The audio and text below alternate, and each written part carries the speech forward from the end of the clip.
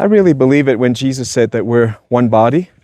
You know, you don't go pinching your own body, stabbing your own body. It would make no sense. In the body of Christ, we have a fivefold ministry gift: apostles, prophets, evangelists, pastors, and teachers. Notice there's not a sixfold ministry gift, which you would think there is when you look at most churches, how prominent worshipers or musicians are on stage. If something is that prominent, it really kind of defines the modern church, is how good the music is. And there's no mega church without hopping, rocking, great productions, you know. But you need to know that is not one of the gifts. That's not one of the six. There's no sixth ministry gift. It is important, but it's to encourage people. It's to actually, in the Bible, the muso, the minstrel, helped the prophet's anointing. Elijah would call for the minstrel. Even King Saul asked for David to come and play music for him, and in that anointing, he was delivered from torment. It's very important. We value every ministry gift. I've always looked to different ministry gifts for their strengths. I think maybe that's part of the confusion. When you have a great evangelist and he gets, say, 100,000 people in a crusade, people are just like, oh, well then I'm going to let him teach me everything. And I never did that, because I thought, you know, the main thing that he can teach me is how to win souls and how to do big meetings, for sure. But he can't teach me doctrine, because he'll go off. And we've seen that with evangelists, with great best-selling books, with these great Christian publishers, somehow didn't vet it properly. And it's because we mixed up all the gifts and all the body parts. We want the liver to be the pancreas, we want the thyroid to be the knee. I mean, it makes no sense. So we need to value one another. And the most prominent ministry gift in the New Testament that gets emphasized over and over all the way to the book of Revelation is the ministry of the prophet. Jesus said, if you receive a prophet in the name of a prophet, you'll receive a prophet's reward. He didn't say that about pastors, right? He didn't say that about teachers. That's just an interesting thing that he emphasized the prophets. And then he talks about his prophets being the martyrs. He sends 2 prophets as witnesses in the end, in the book of Revelation. And he says that he's going to fulfill all things that he has spoken through his prophets. Okay, he didn't say through his apostles or his pastors. It's just a unique emphasis that is on God's mind, on God's heart. And so I have a story to tell you. One of our online church members, many online church members actually, they're partners with us, but they have a church home, and we encourage that. We encourage you to be faithful, and we probably sent many tithe-paying church members to physical churches. And we're happy to do that because we love pastors. We love physical church. So one of our members has known this ministry for 20 years, and he made a vow, you know, to himself. I don't know if we should say the word vow, but, you know, he kind of made a statement to himself that I will never leave this church. I will never leave this church. And be careful when you make statements like that, I will never something, because God will come and check your heart on that. But he said that, and what happened was a couple of things, not really related to me, but the first thing was he said all the men started leaving the church. And I asked why. Well, they started having, I guess, more female-dominated ministry, which I'm not extreme about that. I think that everybody has something to contribute. But the pastor's wife was leading things, and then the assistant pastor was another female. And somehow the men who were, they're like bikey men, they just started exiting the church. But our members said, no, I'm not going to leave. I'm not going to follow them. No way. So he really supported this church, gave his tithe to it, and he started to introduce my ministry to them, gave them a few books. As often happens, pastors are busy and you don't get a response. So he went and asked again, how are you doing with the books? So they finally admitted that they said, oh no, we don't believe any of that. He's a false prophet. So because of that, they have this, one of the last remaining male members, who is a faithful tither, decided that is the last straw. If you will compromise on the Word of God and you'll go accusing other people, then I'm out of here. And that's coming from the heart of somebody who's really genuinely faithful, like wants to stay, wants to stick it out. So I just want to tell you, pastors, that it never helps you when you take sides against other ministries. I think every ministry has something good, and the prophet's ministry is quite prominent in the New Testament. So which prophet do you have in your church? Which prophet do you, if you don't have any, which prophet do you welcome? I think that's a more constructive way to head towards the second coming of Jesus Christ. And I always look for other ministries, what are their gifts and their talents.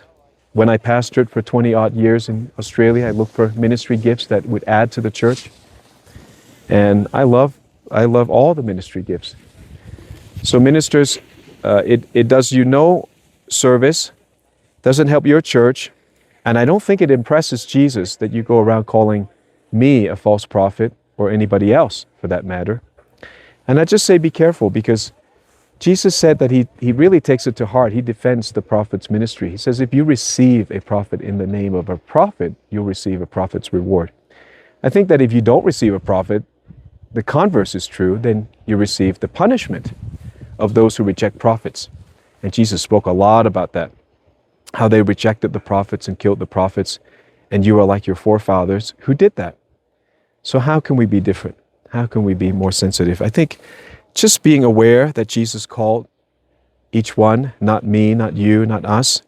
Jesus is the one who decides who's going to be in what type of ministry, in what location, how prominent will that ministry be, or how local versus global that ministry will be. God has a plan for everybody. Everybody has a place.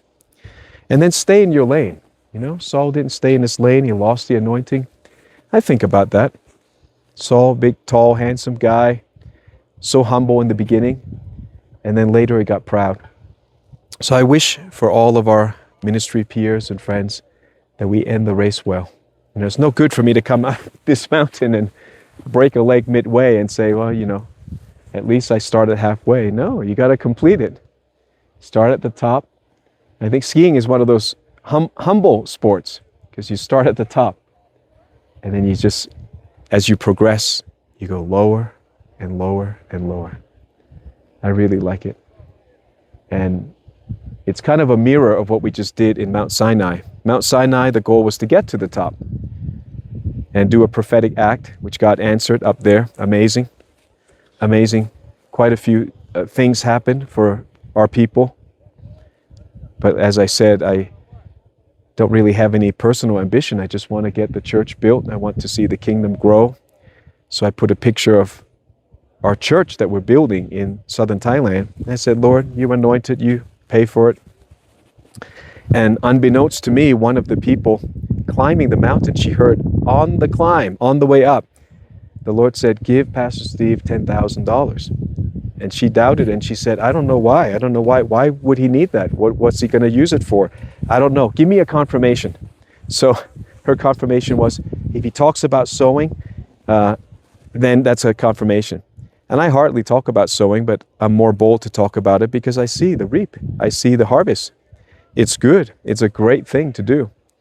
So she said, yeah, it was really on my heart, and you confirmed it without me knowing anything about her conversation with God. So she gave $10,000.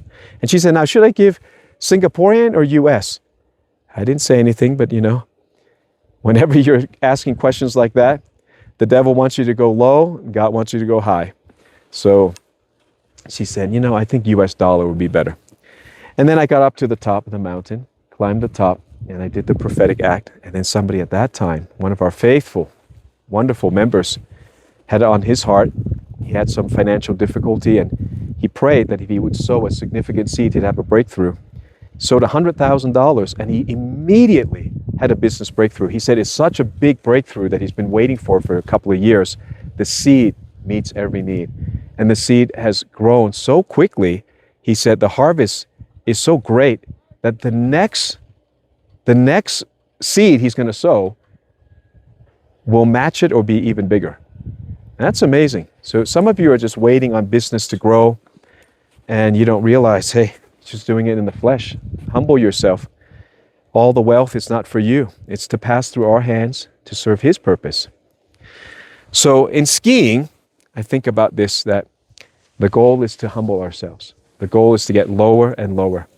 The goal is not to get to the top and break a leg, break an elbow, an arm, or get defeated, get in fear, and just start sliding down. No, the goal is to get down all the way to the bottom in one piece, happy, cheerful, with the wind in your hair, the smile on your face, with the sun on your skin. It's really nothing like skiing. I so enjoy it, and I'm so thankful. Thank you, Lord, for bringing us to Kazakhstan to ski. And this is my final run, last video from here. So I hope you've enjoyed my little travel log, and you're always welcome. Pray about it. You're welcome to come to the next tours. Thailand will be finished by the time you listen, but we've got Iceland, and we've got Israel and Egypt coming. That's going to be a combo. Boy, we're going to see the new museum in Egypt, and I want to take you to Alexandria, where the beach is supposed to be very nice. Alexandria, a significant city in history. And I'd love to add Kazakhstan, so pray about that. I want to talk to the leaders and bring you to Kazakhstan. God bless.